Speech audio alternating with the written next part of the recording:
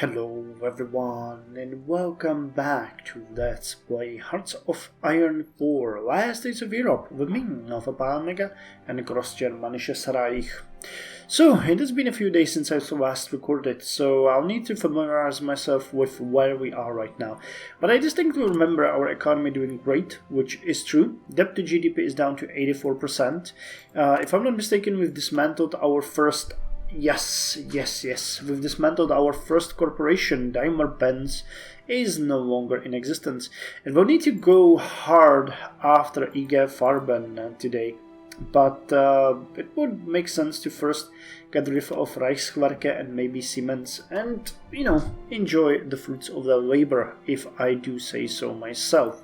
We're also continuing, as I can see, the reforming of the Navy. We're working on our seas are safe, which is going to give us a bit of a boost to GDP and also to our friends abroad, which is amazing.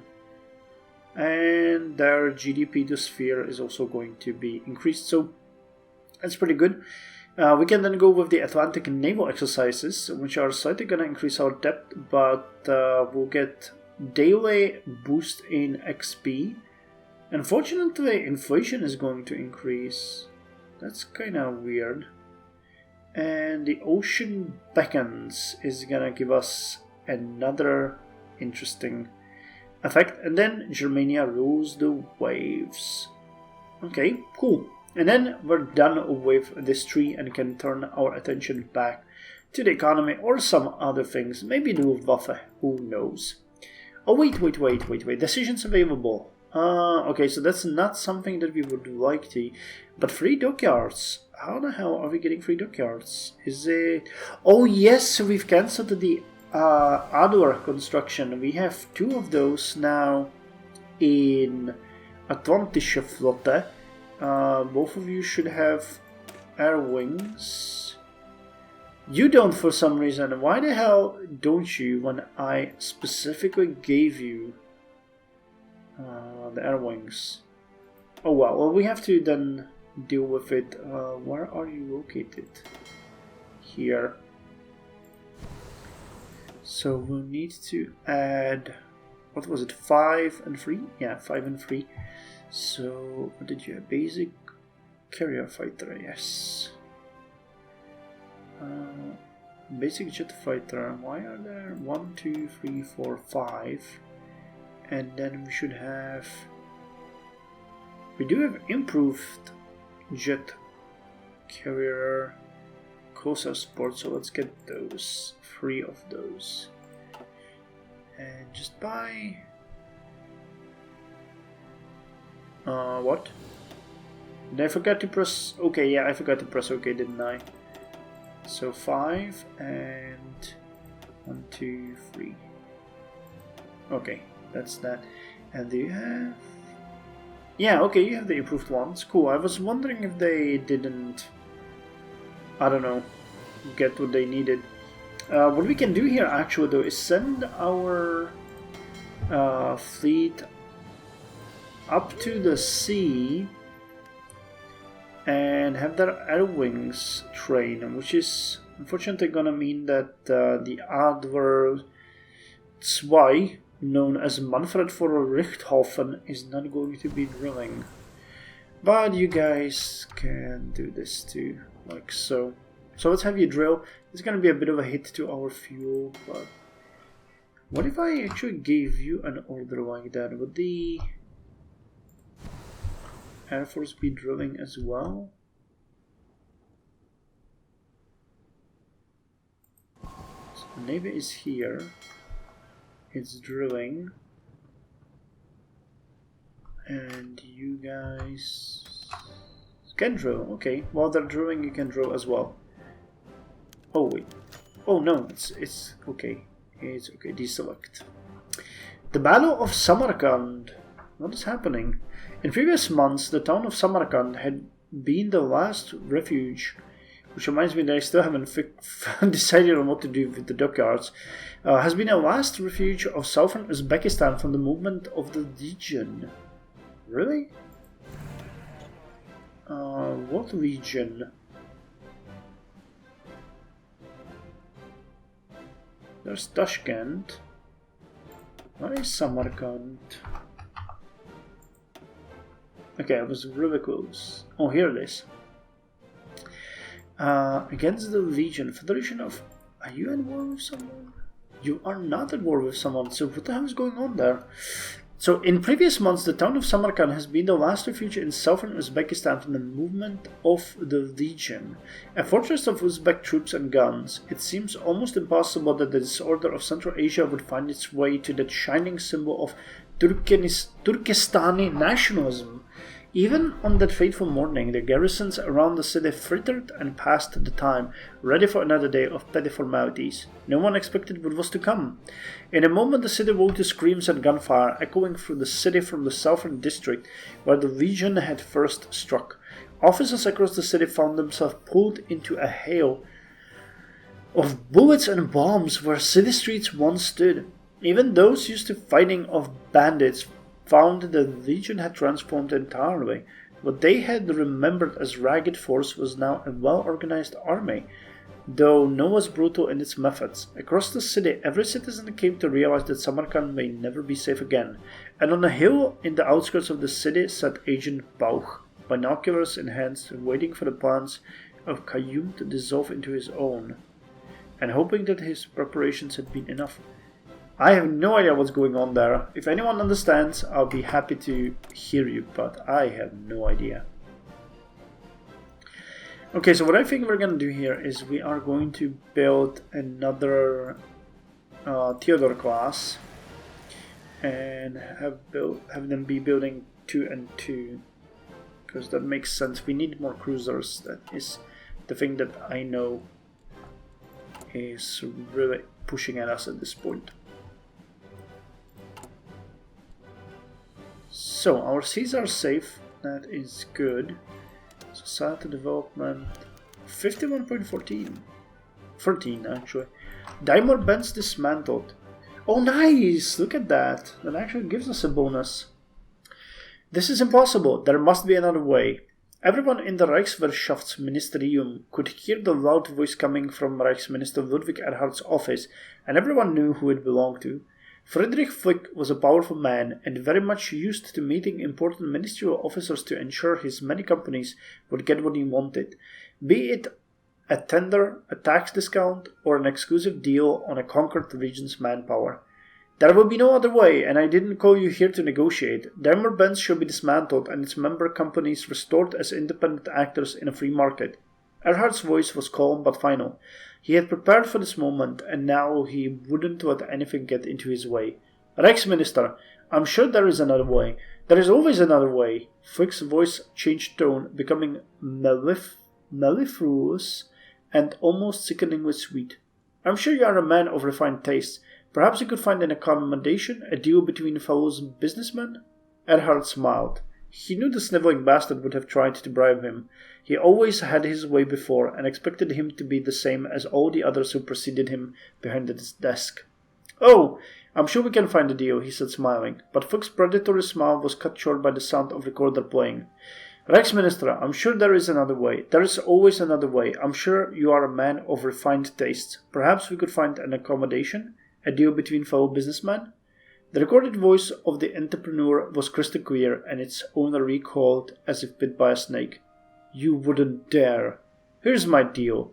You get out of my office right now, and don't oppose the dismantlement. In exchange, my magnanimous self won't have you sentenced to a labor camp for trying to bribe a minister of the Reich. 5 minutes later, Ludwig Erhard was still laughing in his empty office. Man, he got him good. Look at how he ran. So we get 50 political power, regime stability increases by 5, forced labor institutionalized policy effectiveness will drop, slightly increased workday 12-hour workday policy effectiveness, Poland, Ukrainian National Republic, military berserkers and 4 other increased workday policy effectiveness. We gain 3 production units, each of them, and we gain 5 production units, don't we? Or did we? We didn't. Okay, but that doesn't matter. The 50 political power is gonna come in handy when we... Wait, I want to get rid of Reichswerke. So Reichswerke is this one? Yeah. Okay, so here we can seize their assets and middle class, and we can run an antitrust directive against Siemens. So I wonder how does Siemens have their 20% power? Oh, in St. Petersburg. Okay, antitrust, and they are now vulnerable. So we can dismantle Siemens next. I actually forgot that there was St. Petersburg here. That's still our territory, isn't it? Yeah.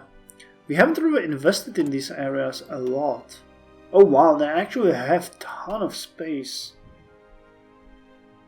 And I'm pretty sure that so does this area, doesn't it? Oh yeah, Gotland, Taurin. Okay, we need to fix that. So let me just immediately put 2 naval dockyards in here. 2 naval dockyards in here.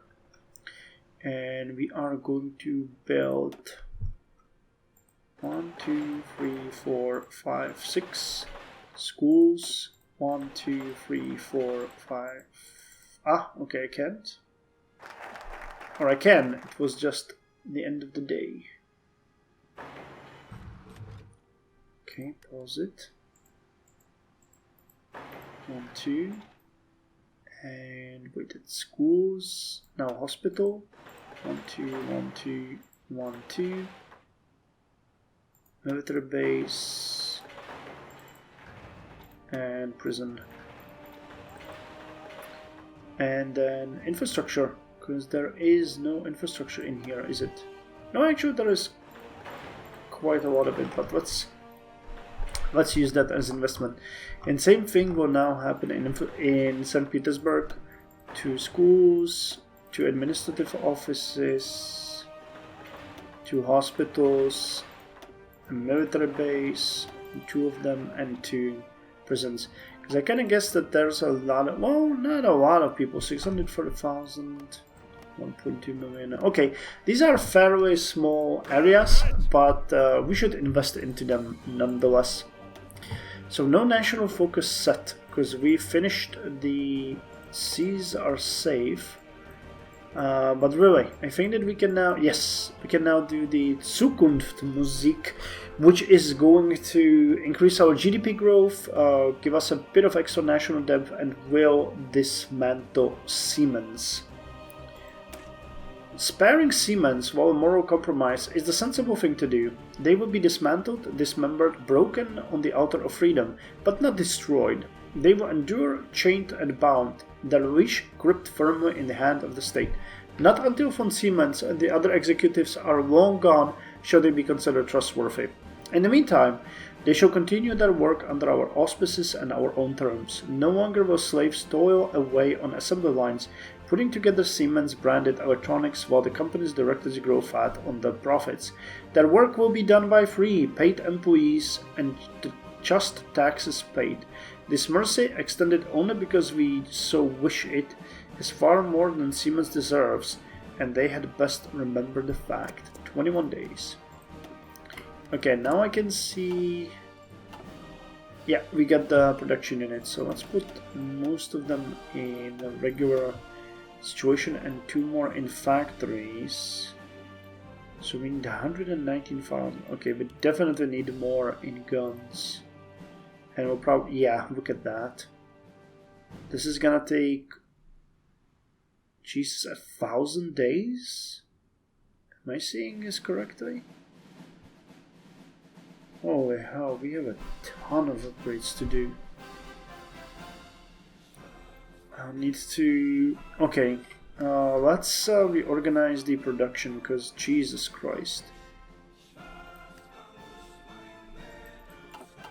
Okay, so let me take 2, 2, 3, 2, 2, 5, 1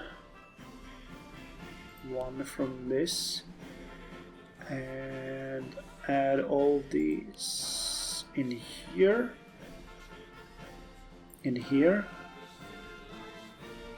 And 2 more in here. Because Jesus Christ, this is gonna take forever to rearm our units. 83.2, Jesus, how the deficit is falling. That is amazing. Income tax is also increasing. Though the revenue is still nowhere near the expenditures. We could easily cut into the expenditures by lowering army and naval size. But we're not gonna. And we have full fuel. So you guys drilled, you guys drilled, you guys drilled. So did you. So I think nothing is really stopping us from deploying more aircraft and drilling those.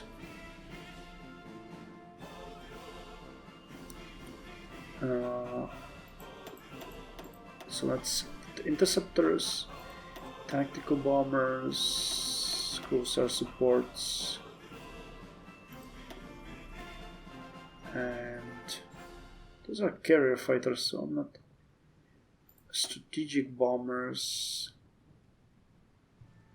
and we got the anti-sub heavies here as well. Okay, so let's drill you when we can, and the anti-sub heavies should probably be located in places like these, where they can hit the naval areas. But I'm kinda sad that I don't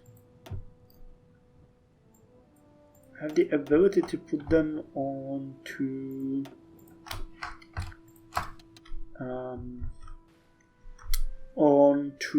the naval ships. Or maybe I do, and they need the helipad, but that didn't seem like it gives them anything. Because if we look at the Adler, you can see that they have this, and it gives deck size 20. But if we would put hangar space, that's another 20. Yeah, it doesn't show anything in here. There's not even a possibility. So wait, on the cruiser, there was a possibility. We actually do have a helicopter pad here, but it doesn't say that they can have anything. It's just, I guess, like a thing or something, because, you know, they're part of the main fleet, and the main fleet doesn't carry any helicopters, so unfortunately we can't do anything. Okay, but here we have the sulfur iron. We've refreshed the budget so we can invest, and I'm actually going to kill the wait, what is it called? Stability is back to 100. Oh yeah, the Fate of the East, because we're gonna do that later on. Yeah, we're progressing even without the campaign, so everything is fine.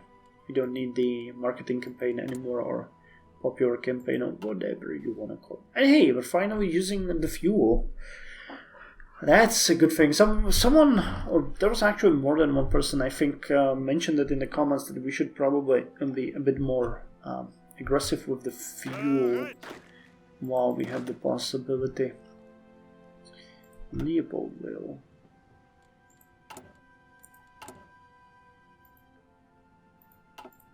You did rejoin. Yeah, you did. Okay.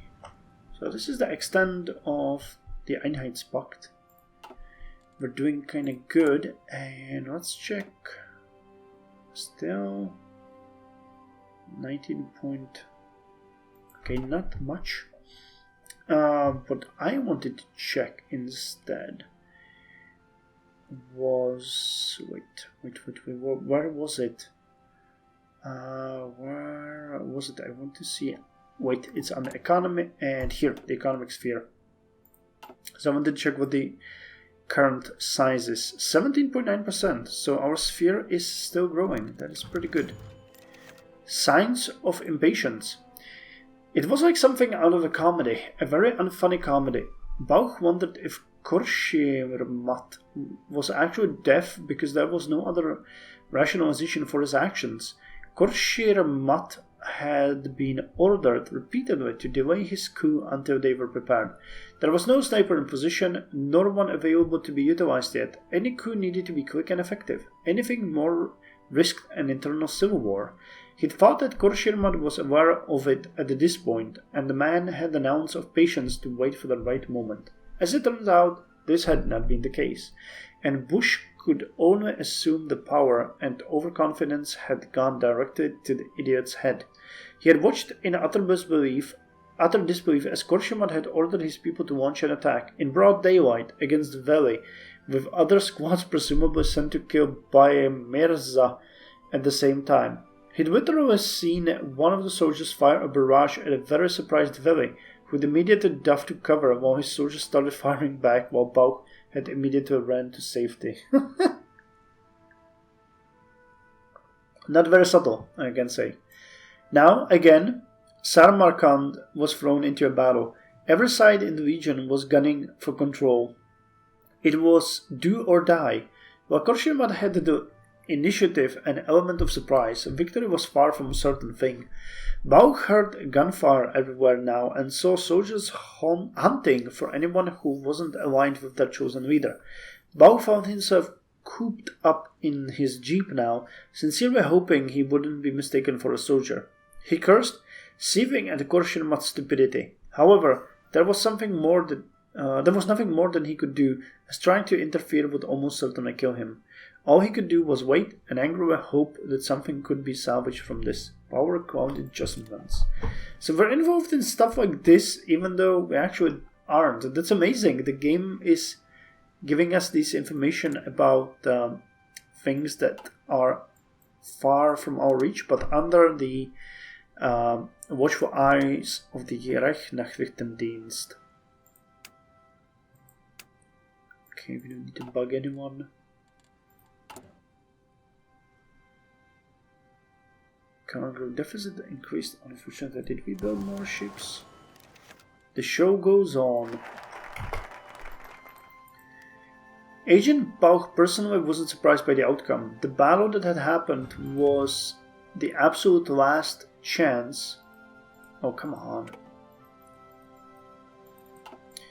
Last chance any of the people vying for control of the region would have, especially after everything that had happened. I still don't know what kind of region they're talking about. That was the Black region, but that's now West Siberian Provisional Authority, and this is happening down here.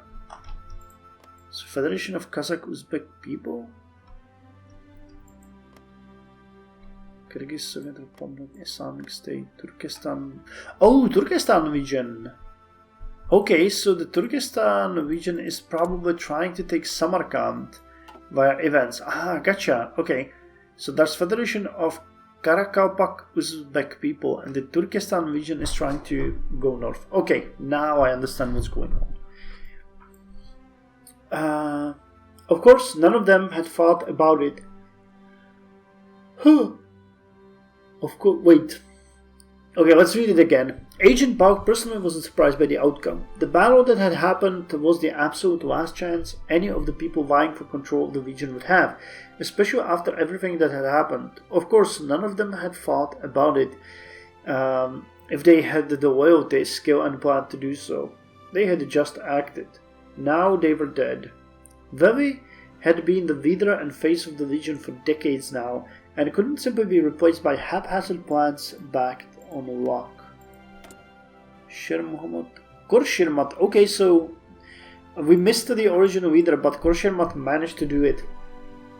No matter how many officers Bay Mirza had tried to convince or bribe, or the tactical skill of Korshirmat and his mercenaries, it just wasn't enough to weaken the grip Valley held over the majority of the region, and had held for years. When push came to shove, most of the legionaries stood by the man who'd led them for so long. The battle had gone on for a long time, much longer than he'd expected. All the same, it was over by morning, with only the occasional gunshots fired every so often. Bauch released a breath. not wanting to think about how much of a disaster this entire operation had been. Valley had enough control to stabilize it relatively quickly, which wouldn't have been the case with anyone else. He disliked the man immensely, but with the Turkestani approaching, there was no one else.